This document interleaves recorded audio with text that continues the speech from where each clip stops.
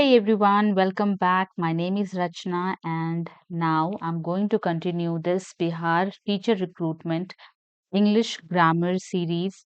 So I have come up with another set. तो यहाँ पर हम स्टार्ट करते हैं. And before I start, so let me remind you to subscribe my channel so that you can get the updates.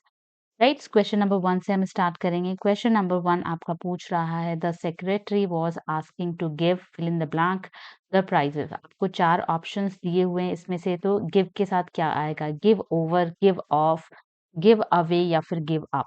Right, for this question the correct answer is away. ठीक है, तो give away हो जाता है right answer इसका, और give away का मतलब हो जाता है टू गिव. ठीक है, टू गिव और टू डोनेट.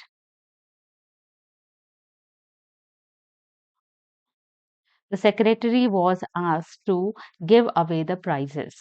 Right? अगला क्वेश्चन हम देखेंगे. नेक्स्ट क्वेश्चन नंबर 2 है, select the sentence in which the article has been wrongly used. जिसमें आर्टिकल जो है वो गलत तरीके से इस्तेमाल हुआ है, वो कौन सा सेंटेंस है? तो A B C D. You can pause the video and you can read, और इसमें आपको पता चलेगा. जैसे अगर हम फर्स्ट वाला सॉल्व करते हैं, तो अ प्यूपिल. ठीक है, अ प्यूपिल, प्यूपिल का मतलब हो जाता है स्टूडेंट. ठीक है, तो एक स्टूडेंट के बारे में यहाँ बात हो रही है. स्टूडेंट शुड ओबे his teacher, so this is correct. 12 inches make a foot. ठीक है, 1 फुट बनाते हैं, तो ये भी आपका करेक्ट हो जाता है. He is a European. अच्छा, यहाँ पर आप लोगों को कंफ्यूजन ये हो रही होगी कि दैट इज स्टार्टिंग विद ई, जो कि एक वाल है. ठीक है, वॉवल के पहले हमें जो है एन यूज करना चाहिए था, बट ये ए यूज हुआ है यहाँ पर. But let me tell you this is correct, because यहाँ पर जो ई और यू है, this is giving you sound. ठीक है, यूरोपियन जो कि य का साउंड है, एक कॉन्सोनेंट साउंड यूरोपियन प्रोड्यूस करता है at the starting of that word. इसीलिए वहां पर ए लगता है, उसके साथ में एन नहीं लगेगा.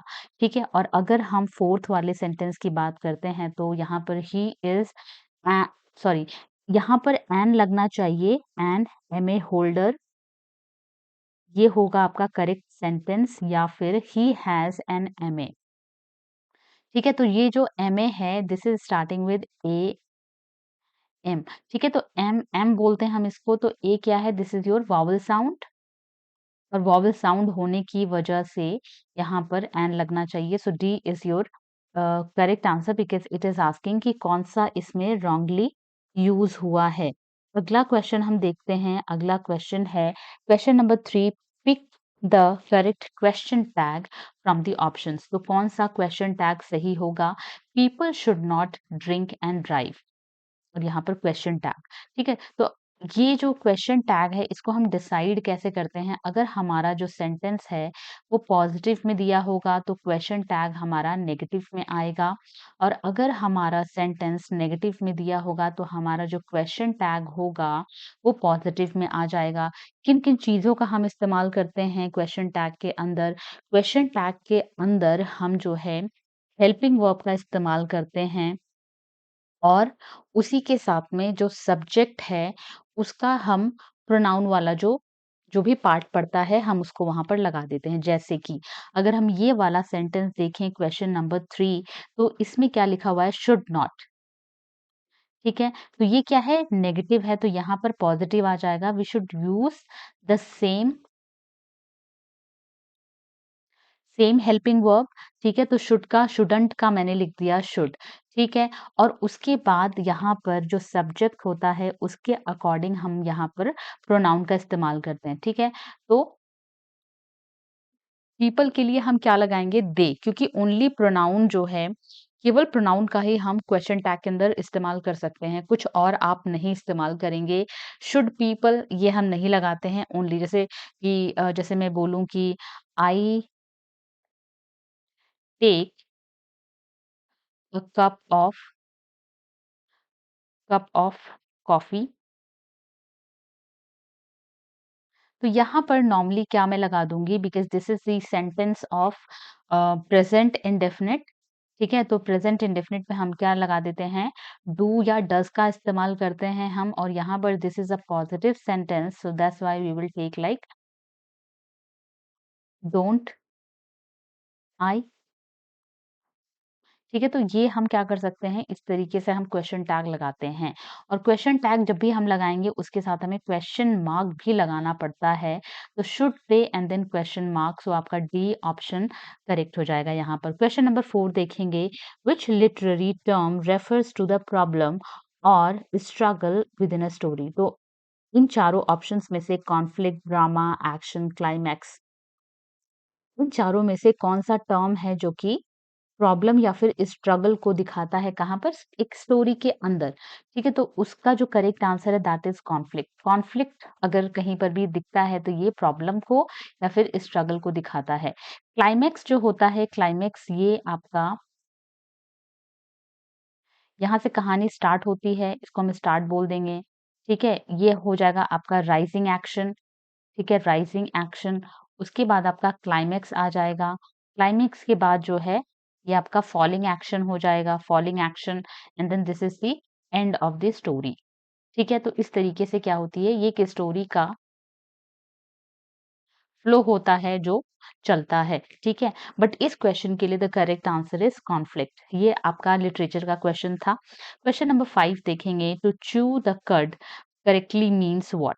ठीक है, तो ये आपका फ्रेज़ हो जाता है, इडियम एंड फ्रेज़ से ये लिया गया है। इसकी जो मीनिंग हो जाती है टू मेडिटेट, ठीक है? To think something very precisely, या फिर बहुत उसको कॉन्टेम्पलेशन के लिए अगर हम बोलते हैं टू मेडिटेट, ठीक है? टू च्यू द कड, इसकी मीनिंग होती है। क्वेश्चन नंबर 6 देखेंगे, pick out the correct transcription of the word books. Transcription का मतलब हो जाता है how do we pronounce that particular word, right? तो यहाँ पर हम इसको कैसे प्रोनाउंस करते हैं, हालांकि जब आप चारों ऑप्शंस को देखेंगे तो you will get confused, but let me just pronounce that so that you can get the better idea about it. पहला वाला जो है that is pronounce like books, right? Books. And then second वाला है books, and then third is books, and then fourth is books, right? तो यहाँ पर Z वाले साउंड जो है ज़ का साउंड देंगे और ये आपका बुक्स हो गया, ठीक? और ये क्या प्रोनाउंस कर रहा है? हालाँकि स्पेलिंग दोनों की सेम है, बट अगर हम प्रोनंसिएशन के उस पे जाकर के बात करें, तो ये आपका हम क्या बिल्कुल फ्लो में प्रोनाउंस करते हैं उसको तेज़ी से बुक्स, ठीक है? This is not books, this is books. तो ये आपका सी वाला करेक्ट आंसर हो जाता है।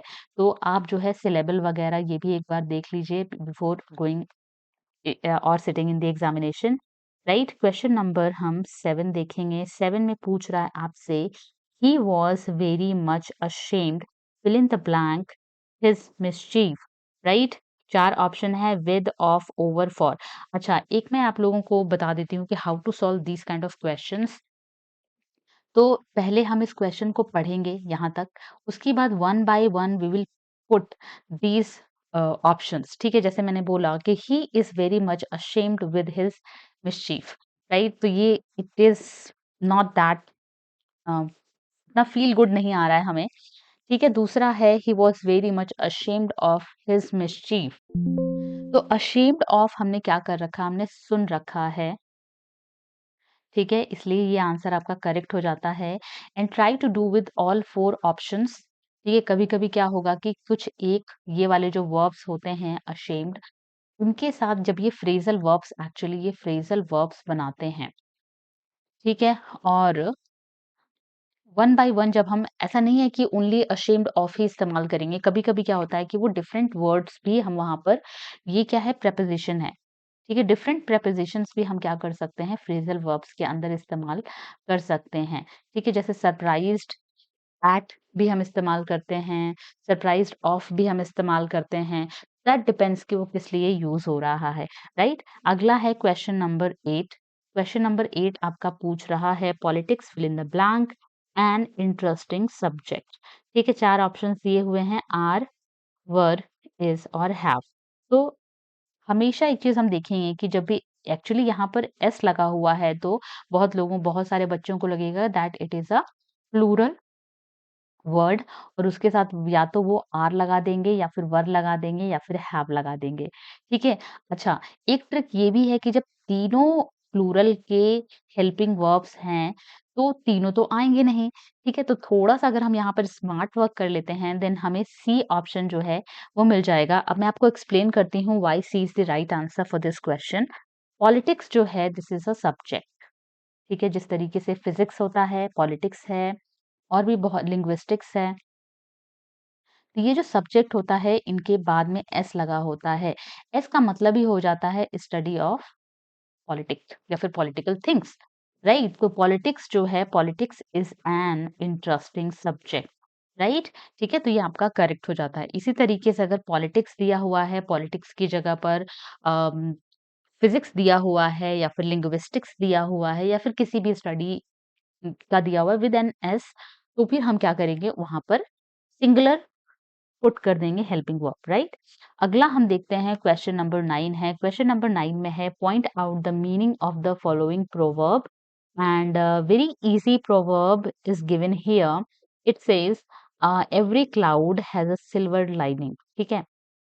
अच्छा, इसका जो ऑप्शन बनेगा वो क्या बनेगा? मैं आपको मीनिंग समझा देती हूँ कि जो भी क्लाउड होते हैं उनमें एक क्या होती है, एक सिल्वर लाइनिंग होती है, यानी कि बिजली जो होती है वो हमें दिखती है, यानी कि हर बादल एक सिल्वर लाइनिंग कैरी करता, मतलब हर एक प्रॉब्लम एक सॉल्यूशन को कैरी करती है, ठीक है? तो one by one if you will read that, because I do not want to make this video lengthy, तो इस वजह से I am just only going to give you the answer. तो बी आपका राइट आंसर है और ये क्या कह रहा है कि there is a positive side to every unpleasant situation, ठीक है? तो हर एक अनप्लेजेंट सिचुएशन के लिए एक पॉजिटिव साइड हमेशा रहती है। हमें जो है होप लूज नहीं करनी चाहिए, हमें हमेशा आगे बढ़ते रहना चाहिए, ठीक है? लाइफ का भी कुछ ऐसा ही फंडा है, right? Clouds are never without a silver lining, तो ये इनकरेक्ट है। There is not hope in an unpleasant situation. This is also incorrect. Clouds always have white lines in them, right? So again D का तो कुछ sense ही नहीं बन रहा है, तो क्वेश्चन नंबर 9 का जो बी है वो राइट है। क्वेश्चन नंबर 10 अब हम देखेंगे। क्वेश्चन नंबर 10 में आपका this is actually one imaginary sentence, हम इसको बोलते हैं इस तरीके के सेंटेंसेस को, और इसमें आपको 4 ऑप्शंस दिए हुए हैं। एक आपको पुट करना है, क्वेश्चन है fill in the blank, he stood first, he would have gone to America. तो ऐसा कहा जा रहा है कि अगर वो फर्स्ट आया होता तो वो अमेरिका जरूर जाता, वो अमेरिका जाता, ठीक है? वुड हैव गॉन का मतलब वो जाता, राइट? तो यहाँ पर आपका हैड लग जाएगा। रीजन क्या है हैड लगाने का यहाँ पर? इफ नहीं लगेगा। बहुत सारे बच्चे इफ के भी साथ जाएँगे कि if he stood first he would have gone to America, ठीक है? मैंने यहाँ पर बोला जाता। जाता आपको क्या सेंस दे रहा है? जाता आपको कहीं न कहीं पास्ट की बारे में बात कर रहा है। अगर वो फर्स्ट आता, ठीक है? पास्ट में ये बात आपकी सच नहीं हुई है और पास्ट में हम क्या कर रहे हैं? इमेजिनेशन कर रहे हैं। तो had he stood first he would have gone to America. अब इसका जो हिंदी है वो मैं आपको बता देती हूँ। अगर वो प्रथम श्रेणी या फिर फर्स्ट आता तो वो अमेरिका जाता, ठीक है? तो इसका जो करेक्ट आंसर है that is B, had is the right answer and here is your answer key, ठीक है? तो आंसर की भी आप चाहें तो आप मिला सकते हैं। 10 क्वेश्चंस की मैंने दे दी है and thank you so much for watching this video and do like and subscribe my channel for more such updates and videos, and I will see you again in my next video. Till then, bye everyone.